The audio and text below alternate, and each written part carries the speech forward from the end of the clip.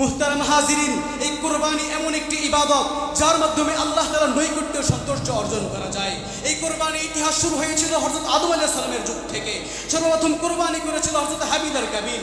দলিল সূরাতুল মায়েদার 27 নম্বর আয়াতে আল্লাহ তাআলা জানিয়ে দেয়, ইদ কররাবা কুরবানান ফাতুকব্বিলা মিন আহাদিহিমা ওয়া লাম ইউতাকাব্বাল মিনাল আখার। অর্থাৎ তারা দুইজন যখন কোরবানি করেন, অর্থাৎ হাবিল আর কাবিল যখন কোরবানি করেন, তাদের মধ্যে একজনের কোরবানি কবুল হয় কিন্তু আরেকজনের কোরবানি কবুল হয় না। কিন্তু এই কোরবানির নাম শুনলে আমরা যে কোরবানিকে চিনি সেটা হচ্ছে হযরত ইব্রাহিম আলাইহিস সালামের যুগের কোরবানি।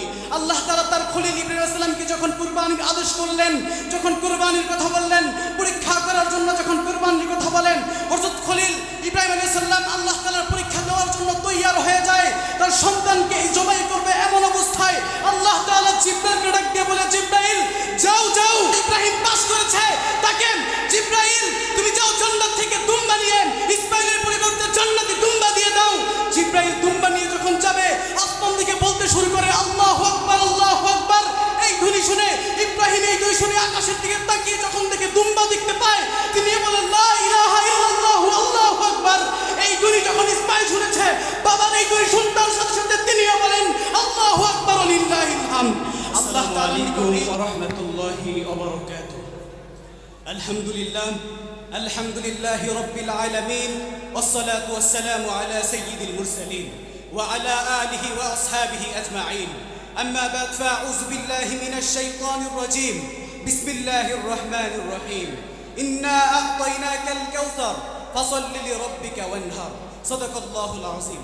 অধ্যক্ষ ঢাকার অদূরে গ্যান্ডার সাভারে আয়োজিত আজকের এই ঐতিহ্যবাহী অনুষ্ঠানের সম্মানিত সভাপতি, সুদক্ষ বিজ্ঞ বিচারক মণ্ডলী এবং বিজ্ঞ পরিচালক, এমনকি আমার সম্মুখে প্রতিষ্ঠিত হকের ঝান্ডাবাহী ইমাম মাহদির জাগ্রত সৈনিক, বাংলাদেশের 68,000 গ্রাম বাংলা থেকে ছুটে আসা আমার প্রাণপ্রিয় ছাত্র ভাইয়েরা, সকলকে জানাই আমার অন্তরস্থল থেকে আন্তরিক শুভেচ্ছা অভিনন্দন। আজকে এই ছাত্র কাফেলা থেকে যে দুইটি বিষয়কে নির্ধারণ করে দেওয়া হয়েছে, এই দুইটি বিষয় থেকে আমি আমার নিজের জন্য যে বিষয়টিকে বাছাই করে নিয়েছি তা হলো কুরবানির তাৎপর্য ও ফজিলত। আল্লাহ তাআলা যদি চাই উক্ত বিষয়কে সামনে রেখে সময়ের প্রতি দৃষ্টিপাত করে আলোকপাত চালাবো ইনশাআল্লাহ। ওয়া মা তৌফিকি ইল্লা বিল্লাহ। মুহতারাম হাজিরিন, এই কোরবানি এমন একটি ইবাদত যার মাধ্যমে আল্লাহ তাআলার নৈকট্য সন্তোষ অর্জন করা যায়।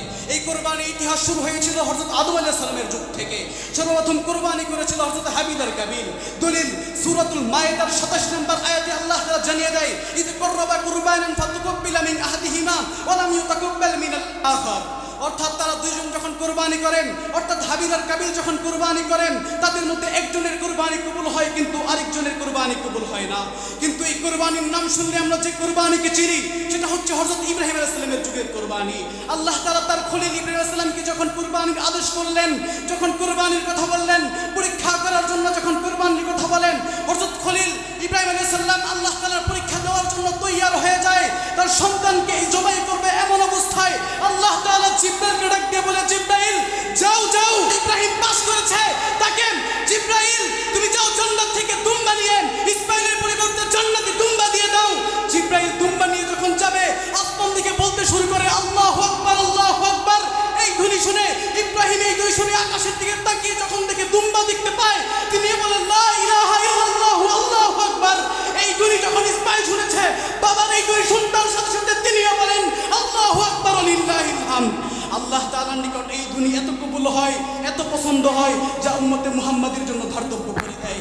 শুধু উম্মতে মুহাম্মাদের জন্য এটা ধার্তব্য করেছে এমন নয়, বরং 9 জিলহজ ফজরের পর থেকে 13 জিলহজ আসর পর্যন্ত যা উম্মতে মুহাম্মাদের জন্য ওয়াজিব করে দেয়। মুহতারাম হাজিরিন, এই কুরবানি সম্পর্কে হাদিসের মধ্যে বাইহাকির মধ্যে 6395 নম্বর হাদিসের মধ্যে বলা হয়েছে, রাসূল সাল্লাল্লাহু আলাইহি ওয়াসাল্লাম ইরশাদ করেন, কুরবানির প্রত্যেক ফোঁটা রক্তের বিনিময়ে একটি করে সওয়াব লেখা হয়। চিল্লা বলেন সুবহানাল্লাহ। এমনকি ইবনে মাজাহ 7313 নম্বর হাদিসের মধ্যে বর্ণনা করেন, কাতাদা ইবনে যায়েদ রাদিয়াল্লাহু আনহু তাআলা বর্ণনা করেন, রাসূল সাল্লাল্লাহু আলাইহি ওয়াসাল্লাম এক সাহাবী রাসূল সাল্লাল্লাহু আলাইহি ওয়াসাল্লামকে জিজ্ঞাসা করে, ইয়া রাসূলুল্লাহ কুরবানি কি? রাসূল সাল্লাল্লাহু আলাইহি ওয়াসাল্লাম বলেন, কুরবানি হলো হযরত ইব্রাহিম আলাইহিস সালামের সুন্নাহ। রাসূল সাল্লাল্লাহু আলাইহি ওয়াসাল্লামকে আরো জিজ্ঞাসা করে, এই কুরবানির দ্বারা আমাদের ফায়দা কি? রাসূল সাল্লাল্লাহু আলাইহি ওয়াসাল্লাম বলেন, কুরবানি করবান, সেই কুরবানির পশুর প্রত্যেকটা পশুমের বিনিময়ে তোমাকে একটি করে সওয়াব লেখা হবে। এই জন্য আল্লাহ তাআলা আমাকে আপনাকে সকলকে যাদের উপর কুরবানি ওয়াজিব হয়েছে সকলকে কুরবানি করার তৌফিক দান করুক। সকলে বলি আমিন। ওয়া আখিরি দাওয়ানা আলহামদুলিল্লাহি রাব্বিল আলামিন। মাশাআল্লাহ।